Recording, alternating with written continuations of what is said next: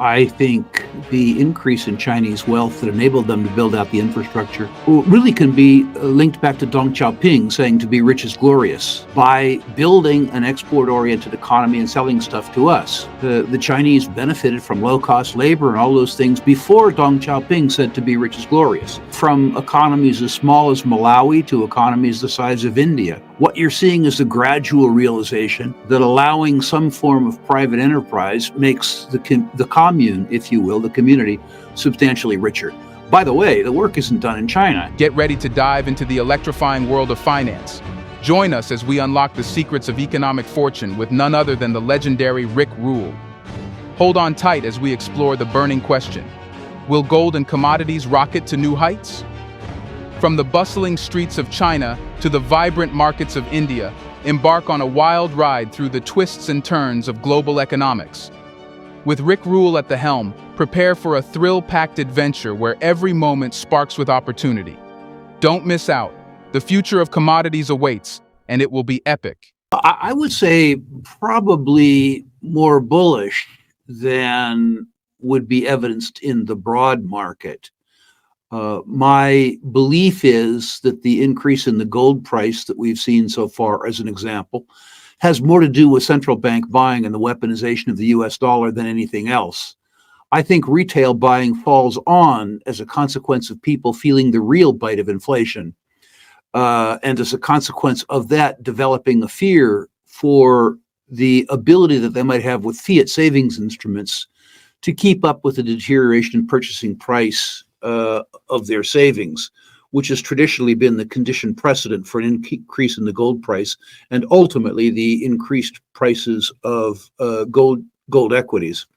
In terms of the broader commodity, I think the real story is the ascent of humankind, if you will.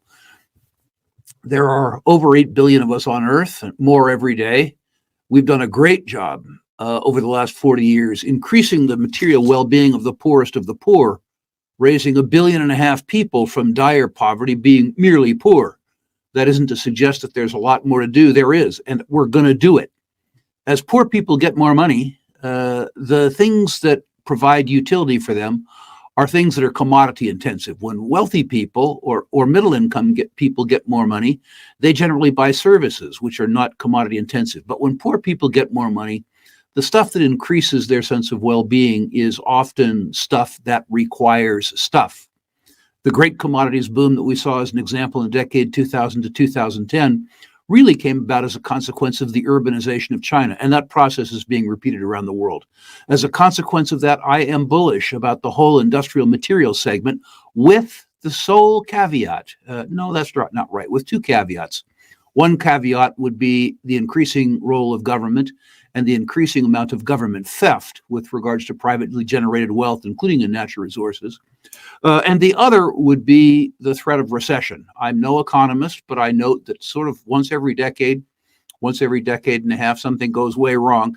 And it's been a while since something went wrong. So I'm a little nervous about the specter of recession, which would delay rather than change my forecast of increased commodity consumption and reduced availability. Sorry for that long-winded answer, but you asked, so I answered.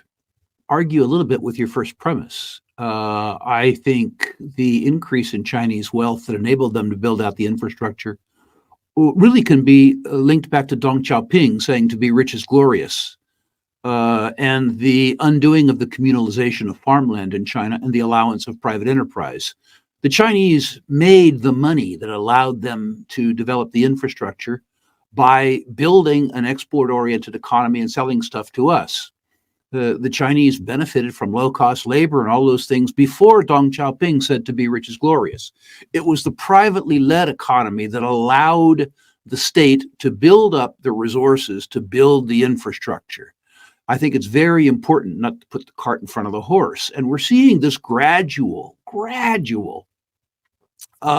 liberalization of economies around the world, sadly, with the exception of Western Europe and the United States, which have experienced and seem to be retrograde liberalizing economies. But I think from economies as small as Malawi to economies the size of India, what you're seeing is the gradual realization that allowing some form of private enterprise makes the commune, if you will, the community, substantially richer. By the way, the work isn't done in China yet either. The Chinese estimate that urbanization needs to reach another 150 million Chinese in the next 20 years. I think all commodities will benefit, but I think that investors will benefit from the biggest markets the most, which is to say they require the least effort, and they have the biggest and the best companies in them.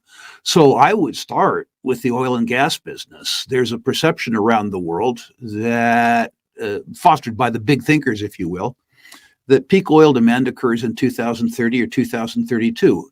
This is pure hokum. Peak oil demand probably occurs in 2065. If you think about peak oil demand occurring any quicker, how would the big thinkers manage to fuel all the private jets that they fly to Davos to tell you to drive less? The truth is that we have invested as a group well over $5 trillion now to increase the market shares of alternative energies in replace of hydrocarbons.